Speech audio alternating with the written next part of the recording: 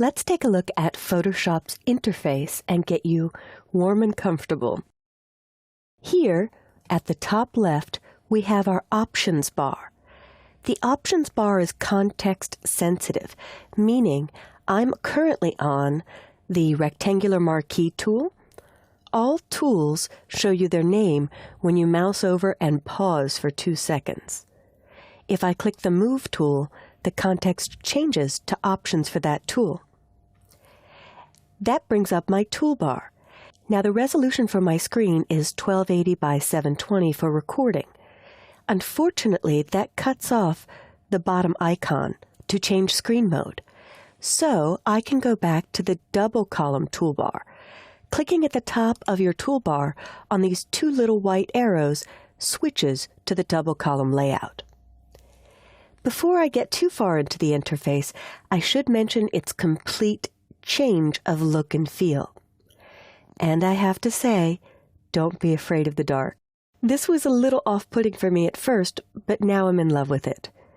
If you look at many high-end applications like Photoshop Lightroom, Premiere, After Effects, or even remembering back to the old Silicon Graphics days, the $10,000 workstations that you'd purchase to do high-end photo and movie retouching, they all had this black or darker interface. It's really a dark gray. This interface lends itself to hiding the tools and panels from your view, obscuring them more, so you could focus on the beautiful rich blues in this image as an example. I was very used to the light or white background in InDesign and Illustrator, so it took me some adjustment the first couple days. Now I'm very comfortable and I prefer this dark area because I do find the tools and panels far less distracting. A note for the power users. If you really don't love this new dark interface, there is a keyboard shortcut to get you around it. It is Command F1 or Command F2.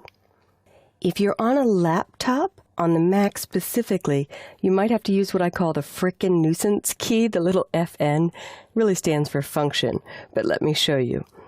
Command F1 goes darker, Command F2 goes lighter.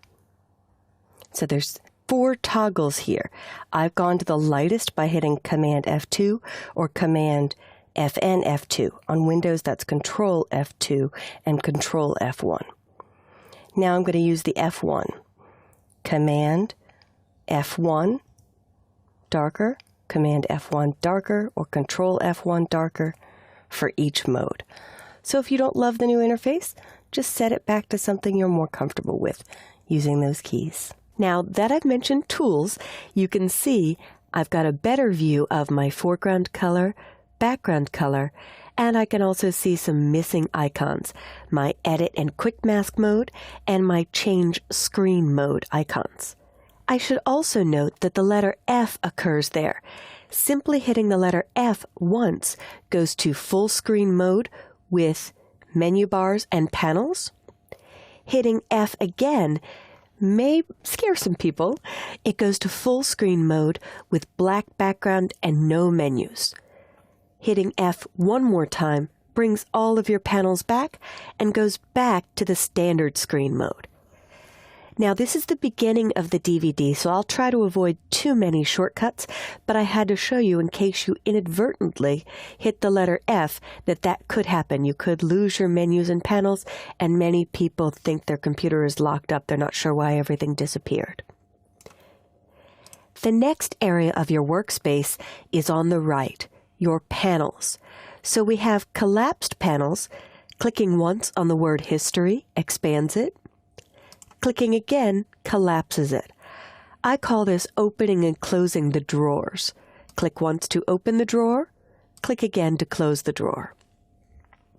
If I click once to open the drawer, I can move to the bottom edge and stretch History. History will become very important. It is a listing of everything you've done since you opened Photoshop.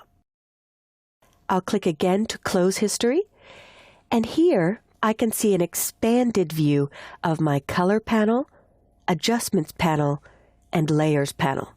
If I click up here in the upper right corner on these double-sided arrows, I can go to the collapsed view, which takes up a little less screen territory, and then I can click the word layers to pop them out and stretch them to expand. For the beginning of this video, I'll expand those, and the last part of your screen I want to dissect is your zoom level.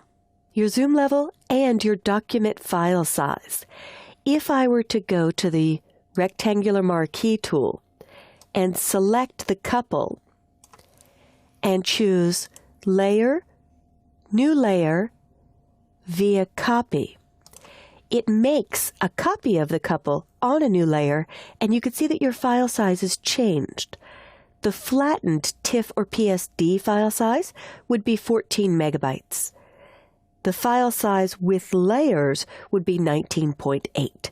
So you'll see this right side grow as you add layers to your documents. And lastly, we have the new mini bridge and the timeline. Timeline is for video editing or creating videos from your 3D effects. I can double-click on my desktop and see a few images that I have stored there on my desktop. I can also go into my Assets folder, into my Getting Started folder, and get a good preview of all of the images that were in my CS5 DVD. Your Lesson 1 folder will look different because, well, my child has aged a bit. I'll double-click on the word mini bridge to collapse that again. And this was your overview of the Photoshop workspace and the new darker UI, if you like to talk nerdy, or user interface to define my acronyms. Take some time and experiment with the panels, collapsing and expanding your tools, collapsing and expanding your panels on the right, and getting a workspace that is comfortable for you.